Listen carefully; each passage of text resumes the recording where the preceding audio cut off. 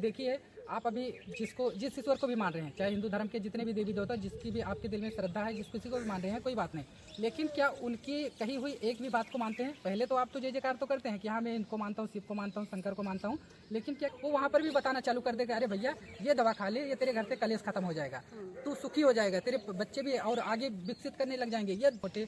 तो लोग कहता है कि ये तो मेरे नसीब में था, ये कहीं ना कहीं लिखा हुआ है। तो ये हाँ कर्म है, ये मेरे जीवन में कहीं ना कहीं लिखा है, ये ऐसा कुछ लिखा हुआ नहीं होता है।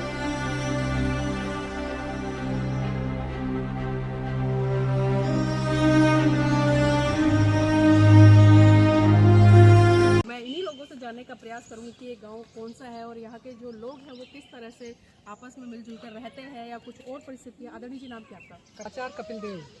आचार्य कपिल देव। अच्छा, आपके नाम के आगे आचार्य क्या है? क्या अध्यापक है? आप स्कूल में पढ़ाते हैं? नहीं, अध्यापक नहीं हूँ, मैं केवल एक धम्पा संघ का छोटा सा आचार्य हूँ।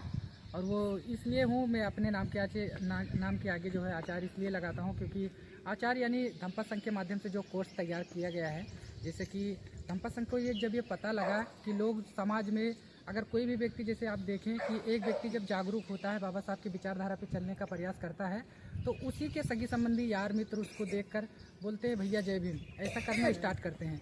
लेकिन अगर वही व्यक्ति उनसे पलट कर ये पूछे कि आप बाबा साहब के बारे में क्या जानते हो, भगवान बुद्ध के धम्म के बारे में आप क्या जानते हो, तो परिणाम बिल्कुल नेगेटिव आता है, किसी को कुछ पता ही नहीं होता है। यही कारण है बाबा साहब के साथ में जब लाखों लोगों ने बौद्ध धर्म की दीक्षा ली या बौद्ध धर्म अपनाया, तो लोगों को धम्म की कोई ज्ञान ही नहीं है, इसीलिए प्रचार प्रसार नहीं हो पाया। तो धम्पा संघ को जब ये पता लगा कि मूल समस्या ये है कि लोगों को धम्म की जानकारी नहीं है, इसी वजह से धम्पा संघ ने प्रथम वर्ष का कोर्स बनाया, जिसको यानी कि एक पाठ्यक्रम तैयार किया। ये धम्पा संघ है क्या? थोड़ा सा इसके बारे में बताएं। जी, धम्पा संघ एक है दुख मुक्ति, यानी कि घर घर में सभी को दुख होता है, तो दुख से मुक्त होने का एक मार्ग है, एक कह सकते हैं स्कूल, जिसको कहते हैं कि विश्व अशांति निवारण स्कूल, यानी कि अशांति निवारण, यानी कि जो घर में या कलेश में जिसके घर में अशांति है उस चीज़ को पता करें, उसको नष्ट करें, उसके बाद में उसके घर में जब दुख खत्म हो जाएगा तो सुख ही आएगा। तो दुखी तो सब लोग हैं, लेकिन उस चीज़ों को समझ नहीं पा रहे हैं कि दुख क्यों आ रहा है हमारे जीवन में, ये चीज़ें हैं। और मैं आपको बताना चाहूँगा कि वो जो प्रथम वर्ष का कोर्स है वो बहुत ही महत्वपूर्ण कोर्स है, उसको मैंने जब किया तो मेरा जीवन समझ लीजिए एकदम बिल्कुल बदल गया। और हमारे घर में भी कभी कभार हमारी वाइफ से और हमारे परिवार में भी अभी भी कहीं ना कहीं अनबन तो होती है, लेकिन जो मेरी मियाँ बीवी की जो झगड़ा लड़ाई थी ये तो बिल्कुल ही ख़त्म ही हो गई है। हम दोनों समझ जाते हैं कि किस विषय पर हम लोगों की मन मुटाव हो रहा है, ये चीज़ें सब ये सिर्फ केवल कोर्स की वजह से। कोर्स में इतना महत्वपूर्ण जानकारियाँ हैं, अगर मैं कहता हूँ कि कोई भी व्यक्ति अगर उस कोर्स को कर लेता है तो वो पहला नंबर तो स्वयं से अपने आप से वो, क्योंकि उसमें भगवान बुद्ध का ज्ञान समाया हुआ है, वो स्वयं अपना भी कल्याण करेगा।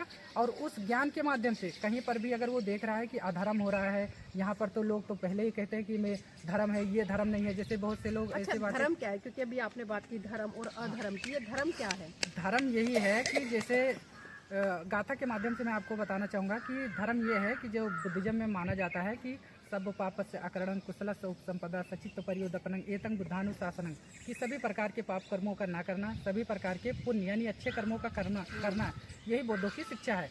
यानी कि लोगों को अभी आप वर्तमान में देखें तो लोग जिस चीज़ को धर्म मान रहे हैं वो असल में अधर्म है, लेकिन उन लोगों को यही नहीं पता है कि कुशल कर्म क्या है या कुशल कर्म क्या है। जब लोगों को कुशल कर्म है क्या उस चीज़ों के बारे में पता हो जाएगा, लोग उसका आचरण करना चालू कर देंगे, लेकिन किसी को पता ही नहीं है।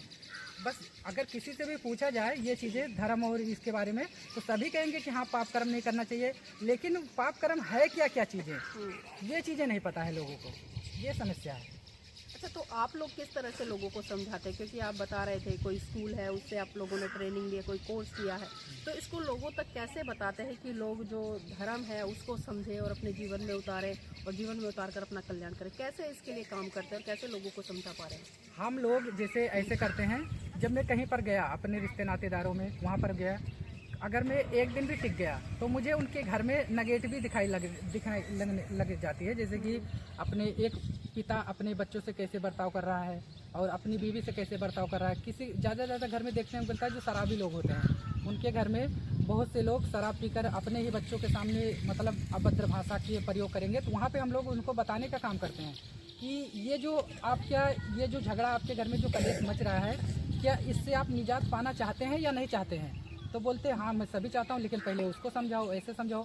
लेकिन फिर उसको मैं ये जो धम्पा संघ का जो कोर्स है उसके बारे में गाथा के माध्यम से बताने का काम करते हैं कि देखिए आप अभी जिस ईश्वर को भी मान रहे हैं, चाहे हिंदू धर्म के जितने भी देवी देवता, जिसकी भी आपके दिल में श्रद्धा है, जिस किसी को भी मान रहे हैं, कोई बात नहीं, लेकिन क्या उनकी कही हुई एक भी बात को मानते हैं? पहले तो आप तो जय जयकार तो करते हैं कि हाँ मैं इनको मानता हूँ, शिव को मानता हूँ, शंकर को मानता हूँ, लेकिन क्या किसी भी एक भगवान का कहना आप मानते हैं? क्या बताइए, कोई ऐसा गुण है, कोई ऐसी बात है जिसको आप फॉलो करके अपने जीवन में बदलाव कर सकते हैं? तो कुछ भी पता ही नहीं हो लोग बस सिर्फ जय जयकार करने का काम करते हैं। लेकिन वहीं पर अगर धम्पत संघ के हिसाब से जो मैंने कोर्स किया है, जो मैंने अनुभव किया है, उस चीज़ को बताने का काम करें, तो जो ये है कि अकोछी मंग अवधि मंग जीनी मंग हासी में चतंग उपनहंती बेरंग तेसंग न सम्मति, यानी कि उसने मुझे डांटा, उसने मुझे मारा, उसने मुझे जीत लिया, उसने मेरा सब कुछ लूट लिया। जो कोई व्यक्ति ऐसा अपने मन में बनाए रखता है उसका कभी वैर शांत ही नहीं होता। तो ये चीज़ें जब उन्हें बताओ तो बोलते हैं हाँ यार ये तो बात सही है कि ये बहुत दिन से मेरे दिमाग में एक गांठ बनी हो, उसने मुझे उस दिन ऐसा बोल दिया था, अभद्र भाषा बोल दिया था, ऐसे ऐसे। तो ये चीज़ें हैं, जब कोई बुद्धिज्म को फॉलो करेगा तो सबसे पहले तो वो स्वयं अपने घर में ही शांति लाएगा, स्वयं अपने ऊपर भी कल्याण करेगा, अपना भी भला करेगा।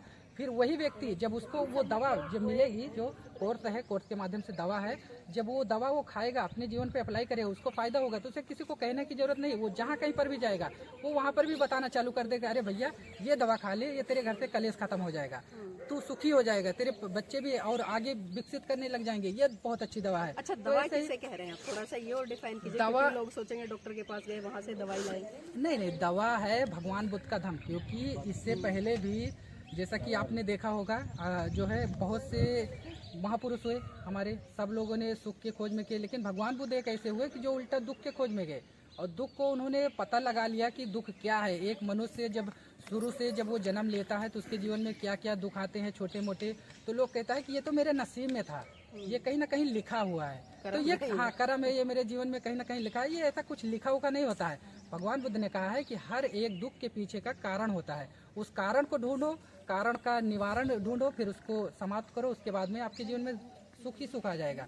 तो ये चीज़ें अक्सर आप देखें तो किसी को ये बिल्कुल इस पर फोकस ही नहीं है, क्योंकि दिमाग नहीं है, बुद्धि नहीं है, क्योंकि वो कहीं ना कहीं किसी को ईश्वर मान रहे हैं कि मेरे जीवन जो है किसी ईश्वर ने बनाया है और उसने मुझे जन्म दिया है तो रोटी भी देगा। ऐसा ऐसा बहुत सारी समस्याएं इसमें उत्पन्न होती हैं, लोगों को ज्ञान नहीं है।